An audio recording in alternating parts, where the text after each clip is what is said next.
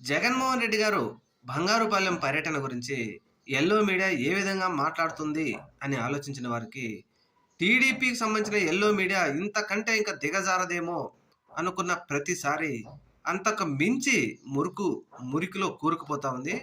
వారు చేసే వ్యాఖ్యలు ఏంటంటే కోట్లు వేసుకొని టీవీలలో కూర్చొని లేకపోతే ఎవరెవరినో పిలిచి వాళ్ళ చేత మాట్లాడిస్తున్నారు.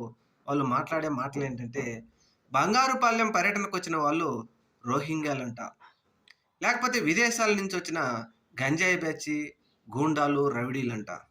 ఎంత దుర్మార్గమైన భాష వాడుతున్నారు అంటే అక్కడ రైతులు స్వచ్ఛందంగా రైతులు లేరా? అక్కడికి వచ్చిన వాళ్ళందరూ గంజాయి బ్యాచా, రౌడీ బ్యాచా, రోహింగ్యాలా? ఎంత దుర్మార్గమైన మాటలు మాట్లాడుతున్నారు. ఇది పద్ధతేనా? సంస్కారమైన మాటలేనా ఇవి? రైతులను మాట్లాడవలసిన మాటలేనా ఎల్లో మీడియా ఇది? ఇటువంటి మాట్లాడితే వీరి మీద చర్యలు ఉండవు.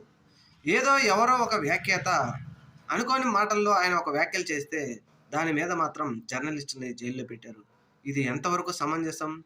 స్లీపర్ సెల్స్ మేధావులందరూ సమాధానం చెప్పాలి ఇప్పుడు.